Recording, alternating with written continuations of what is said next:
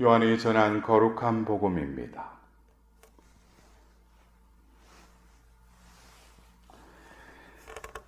그때 예수님께서 말씀하셨다. 내가 진실로 진실로 너희에게 말한다. 양우리에 들어갈 때에 문으로 들어가지 않고 다른 데로 넘어 들어가는 자는 도둑이며 강도다. 그러나 문으로 들어가는 이는 양들의 목자다. 문지기는 목자에게 문을 열어주고 양들은 그 목소리를 알아듣는다. 그리고 목자는 자기 양들의 이름을 하나하나 불러 밖으로 데리고 나간다. 이렇게 자기 양들을 모두 밖으로 이끌어낸 다음 그는 앞장서 가고 양들은 그를 따른다. 양들이 그의 목소리를 알기 때문이다. 그러나 낯선 사람은 따르지 않고 오히려 피해 달아난다. 낯선 사람들의 목소리를 알지 못하기 때문이다. 예수님께서 그들에게 이 비유를 말씀하셨다. 그러나 그들은 예수님께서 자기들에게 이야기하시는 것이 무슨 뜻인지 깨닫지 못하였다. 예수님께서 다시 이르셨다. 내가 진실로 진실로 너희에게 말한다. 나는 양들의 문이다. 나보다 먼저 온 자들은 모두 도둑이며 강도다. 그래서 양들은 그들의 말을 듣지 않았다. 나는 문이다. 누구든지 나를 통하여 들어오면 구원을 받고 또 드나들며 풀밭을 찾아 얻을 것이다. 도둑은 다만 훔치고 죽이고 멸망시키려고 올 뿐이다. 그러나 나는 양들이 생명을 얻고 또 얻어 넘치게 하려고 왔다. 주님의 말씀입니다.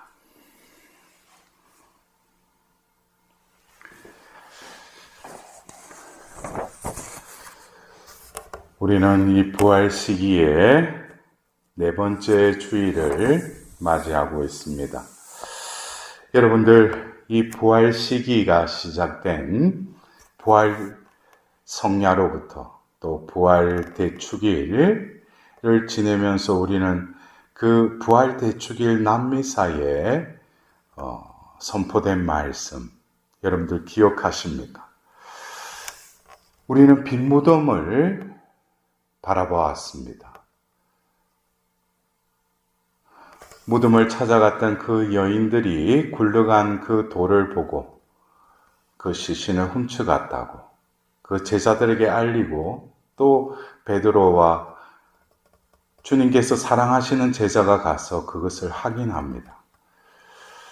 그것이 부활 대축일 복음이었습니다. 이어서 부활 제2주일은 하나님의 자비주일로 문을 잠가놓고 있던 그 제자들에게 부활하신 예수님께서 나타나십니다. 더불어서 세 번째 부활 제3주일에는 엠마오로 가는 두 제자에게 예수님께서 나타나시어 함께 걸어가십니다. 그러면서 그들에게 그 성경 전체에 있는 그 말씀이 바로 자신을 향해 있다는 것을 풀이해 주시고 또 날이 저물어서 집으로 들어갔을 때 빵을 뗄 때에 비로소 그들의 눈이 열리면서 부활하신 예수님을 알아차리게 됩니다.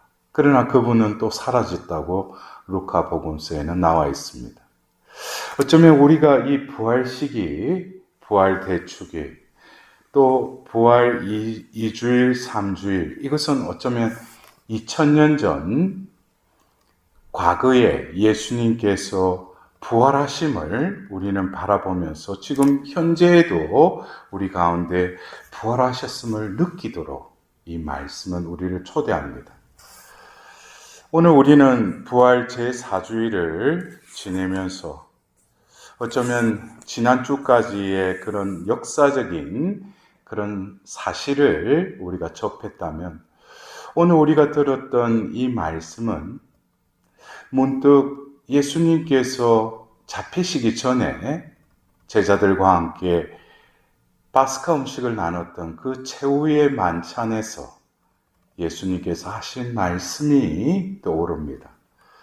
요한복음 14장을 보면은 예수님께서 이제 나는 아버지께로 간다라고 말씀하십니다.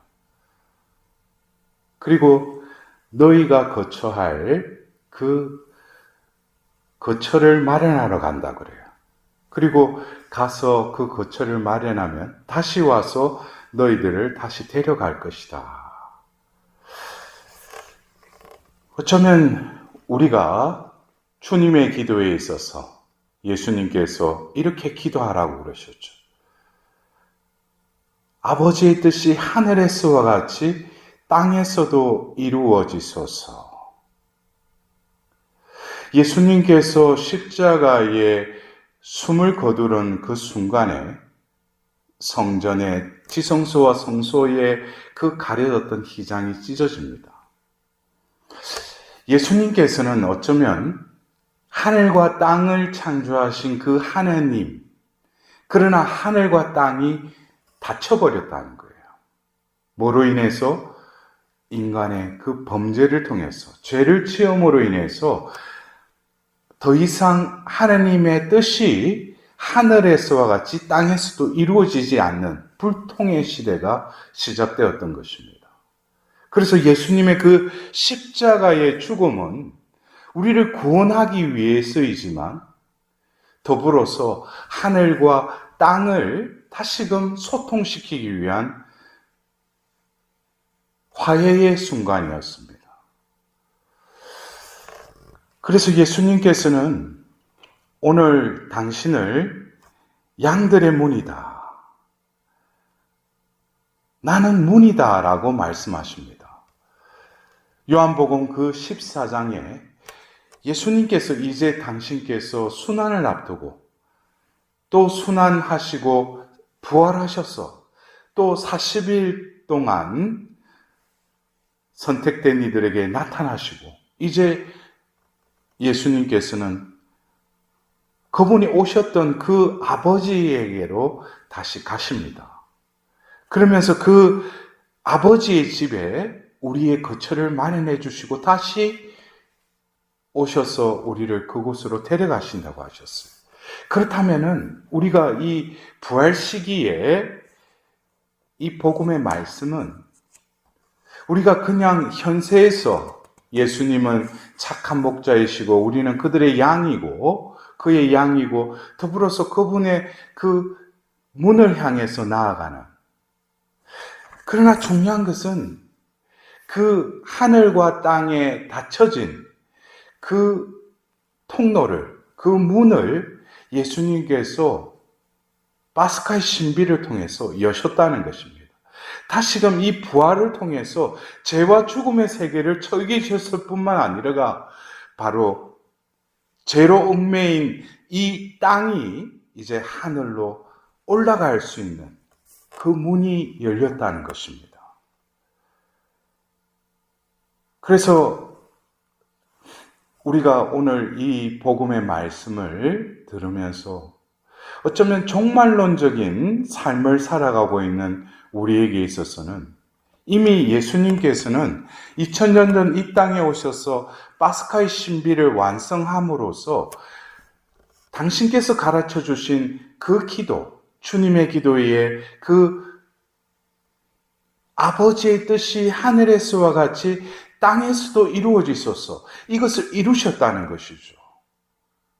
그렇다면은 이제 그 아버지의 뜻이 이루어지는 데 있어서 아버지께서 택하신 이들을 하나로 모아서 이제는 예수님께서 착한 목자로서 그들을 이끌어서 어디로 가십니까? 미리 마련된 그 거처로 우리를 데리고 가시겠다는 것이죠.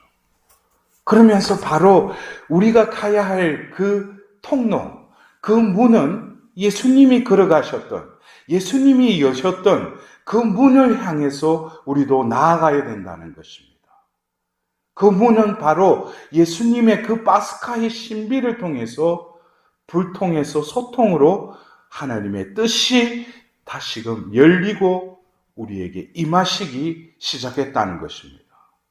그래서 우리는 바로 아버지의 뜻을 이루는 자로서 그 아버지의 뜻을 이루기 위해서는 바로 예수님께서 그 파스카의 신비로 열으셨던 그 문을 향해서 나아가기 위해서는 우리들도 또한 파스카의 신비를 살아가는 이들일 때 바로 우리에게는 그 문이 활짝 열리고 그 문을 통해서 예수님께서 마련하신 그 거처로 우리를 데려가신다는 것입니다.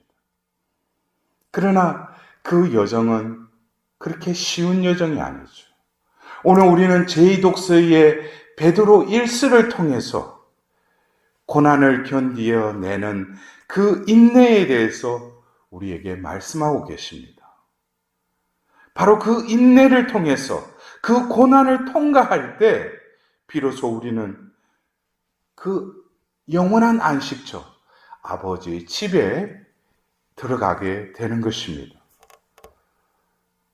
또한 우리는 오늘 1독서를 통해서 베드로 사도가 성령을 받고 오순절에 그 설교를 하자 그 자리에 있던 3,000명가량이 회개하고 세례를 받고 신자가 되었다라는 말씀을 들었습니다. 예수님께서는 갈릴레아 호숫가에서 고기 낳던 그들을 부르십니다. 이제는 고기를 낳는 어부가 아니라 사람을 낳는 어부가 되게 해주겠다고 예수님께서는 말씀하십니다.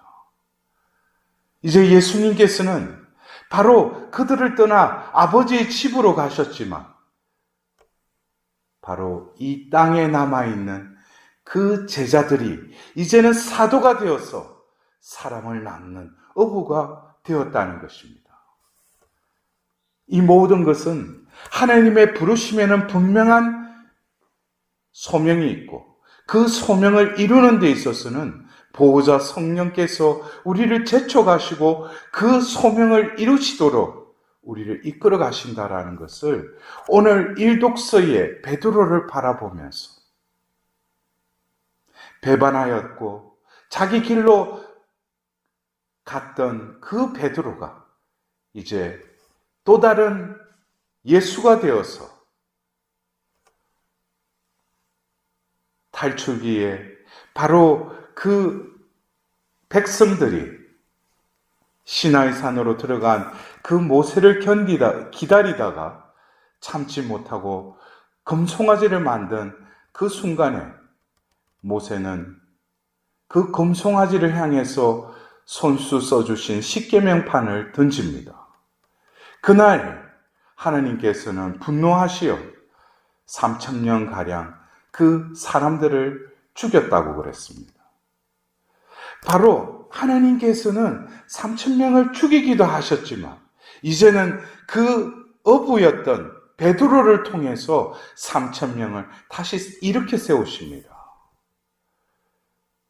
우리는 오늘 성소주의를 또한 맞이하고 있습니다. 사제와 수도자의 그 부르심을 받은 이들뿐만 아니라 우리들 모두가 교회로 이 세상에서 가려서 하나님께서는 우리를 부르셨습니다. 우리 역시 바로 예수 그리스도의 그 파스카 신비로 다시금 일으켜진 그 부활의 신앙을 선물로 받았습니다. 우리는 오늘 복음의 말씀에 예수님께서 양들의 문이시라고 당신을 소개하시며 그들을 이끌어 그들이 바로 아버지의 그 집에 거처로 이끄시기 위해서 오늘도 우리에게 말씀하시고 또 우리를 통해서 말씀하시기를 원하십니다.